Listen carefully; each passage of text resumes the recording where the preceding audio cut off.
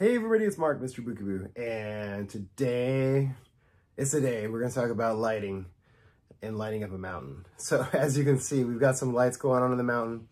I'm going to walk you through this. I'm going to kind of show you behind the scenes, how I did it, what's going on, what I'm planning to do long term, and we'll see how that all goes. So let's take a look at lighting up the mountain. All right, so we have this kind of wide angle shot of the mountain, and you're going to notice lights going on in a few different places here. We have the lights that are over the waterfall here. These are just regular lamp lights. I just figured this is just kind of a nice way to light that up. We still have to figure out how to light up the water, but this is one kind of element. And each of these are kind of broken out into zones right now. So each of these zones are kind of lit up. And then we have the tunnel lights, which will kind of get the low end kind of down under view so you can kind of see what's going on there in a minute. And then, of course, we have the caves, which are lit up here. We have the miner with his little light on, and we also have a little candle flickering there. I love the flicker effects. I love the lights with effects because it draws your eye in. So if you know, like from the city, I have the Palace Cinema with the marquee with the lighting, you know, with the lights that kind of going around real quick. That's always a centerpiece, and people always comment on that because the lights are, it's creating motion, or it's drawing your eye towards it because it's movement, right? And it's the same thing with this cave over here on the side. You can just barely see the light flickering there. And those are actually strategically positioned so that you do see them, because they could be lost inside the cave with the candles. And there's actually 3 candles in there. We'll take a closer look at each of these sections individually so you can kind of see where I'm going with the lighting and then how it works on the backside as well. So let's start. We're going to start over on this half right here. All right, so here we are on the far left side of the mountain as you're looking at it, at this unique kind of like triangular little cave here. And you can see, if you peek inside there, you can just see this one little candle here just sticking out. But as you move your head kind of more to the front of the, you'll see another little candle flickering in there. It's all by design, and it's just kind of the placement as you move along, as you're like looking from left to right at the mountain. It's just designed to kind of draw your eye in different ways. So you see this, you know, on approach, you'll see this. And actually, if you look at it from the extreme angle, there's actually another one hiding in there just to give a little more light in that cave, especially when it's like a lights out type event or it's really dark. And so you can see though, as you're drawn in, you're walking this way, you're walking like, oh, wait, what's that? There's something else there. So that's kind of the idea behind that. It's just kind of just to draw your eye to it and just like maybe take a closer look in that area. As far as the lighting goes, it's actually similar. It's actually simple. Actually, we'll talk about this cave real quick as well, because it's actually kind of similar the way it's set up. So this is the same with the miner. He's looking in there, and you can actually see some of the sparkly gems as you look in there, because his helmet's lighting it up pretty well. And then also you have the candle there, again, just to kind of draw that visual interest. It draws your eye. So as we're walking by, you know, if I'm a little kid looking at this thing, I'm gonna see candle, and then a little bit more flickering over there. And then, oh, what's that up there? So I'm gonna look up here next, and I wanna see what's up there. And you can kind of see the gems are shining pretty well in there with the headlamp, and then that flickering candle is just drawing your eye. As we go down here to the tunnel, it's the same idea. I just wanted to light it up. These are just basic yellow LEDs in here.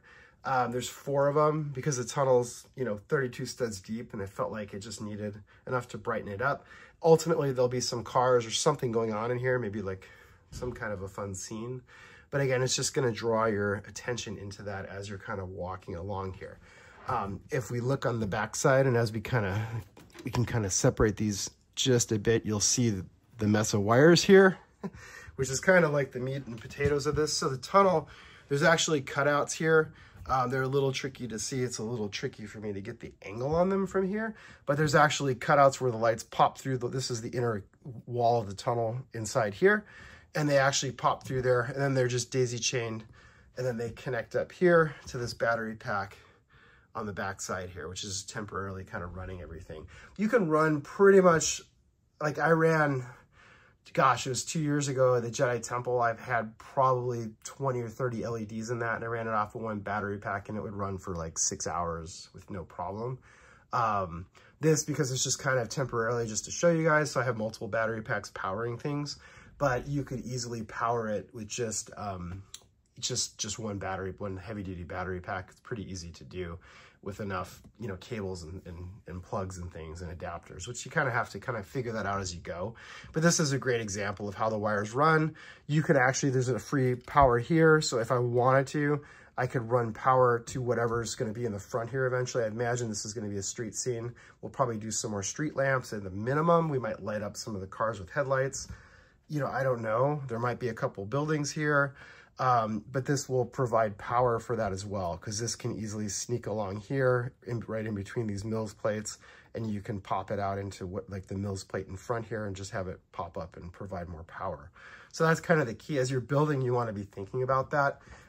It's the same thing over here as we look at like this cave under here. So again, this is this top piece. You can you can get a great example of how this thing kind of comes apart. You can see it's basically just kind of platforms. So this is the cave. This is actually the lower level. This is the cave platform here, this one. And then this is actually the tippy top level here. So if I popped off this top, you would actually see into the cave. It's actually hollow at the top. It's fairly enclosed, which you can kind of see in the extreme angle. But if you look right there, you can actually see the flickering light from the candles where it's open on the top.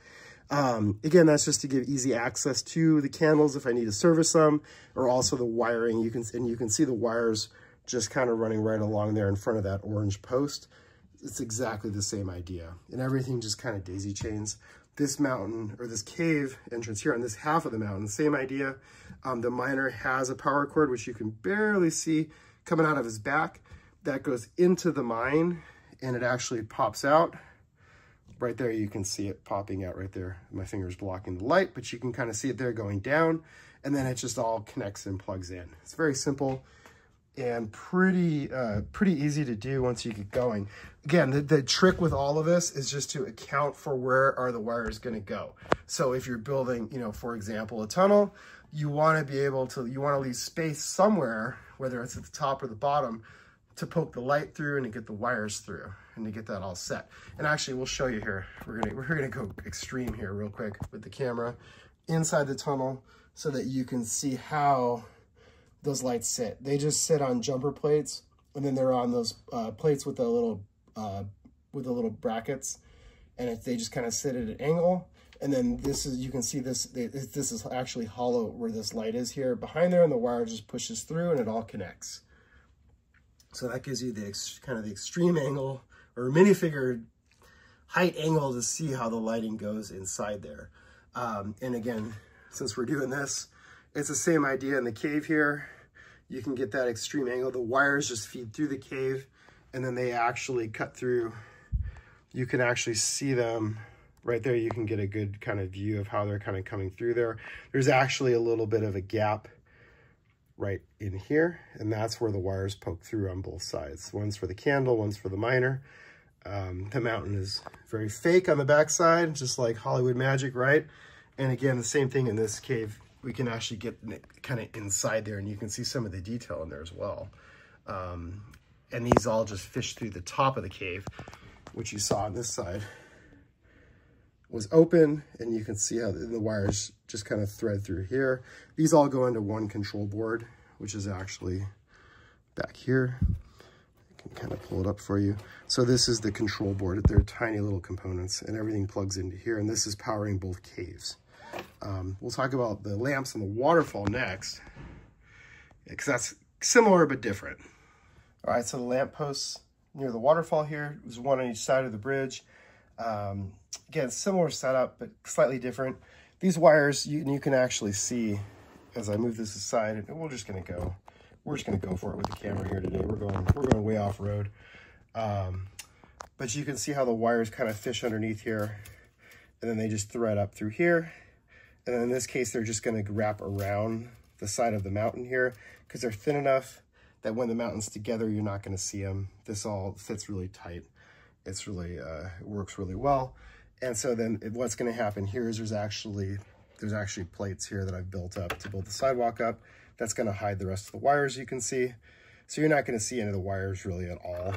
And these just loop around, and they connect to that big giant battery pack that you see right there. These actually use old-fashioned USB plugs. I can't believe I'm saying old-fashioned. I'm like really dating myself because they used to not be old-fashioned, but these are just old USB-A plugs. A lot of the newer stuff is USB-C, and a lot of the newer stuff uses those micro plug connections like I showed you back here. These are really nice because it really makes it efficient to kind of connect everything up. So these are the newer plugs.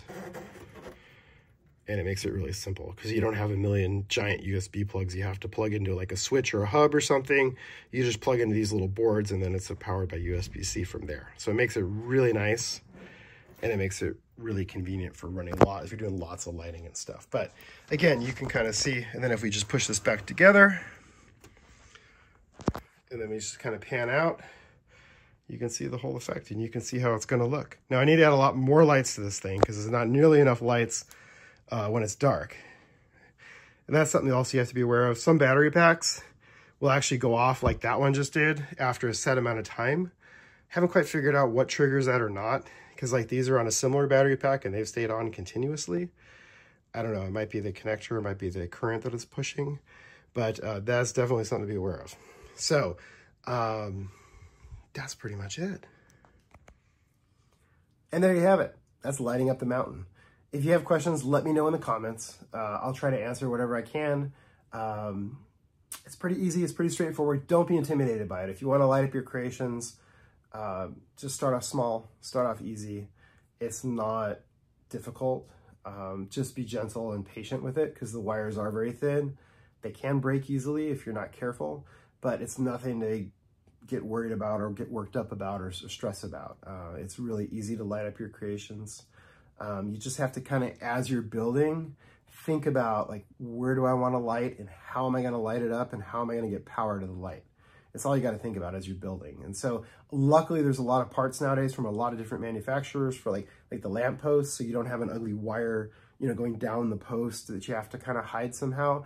You can get them already pre-wired. So you don't see the ugly wire. They're just at the base, and the base it's easy to tuck underneath some tiles and the sidewalk, and you don't have to worry about it. But you do have to worry about is where you're going to run that power to, which again is why I'm always a strong proponent of raising up things whenever you can, whether it's a Mills plate, raising up your city to a whole nother level to get some height, because it makes it super easy to run all those wires. So the city, you just drop the wires in the back down below.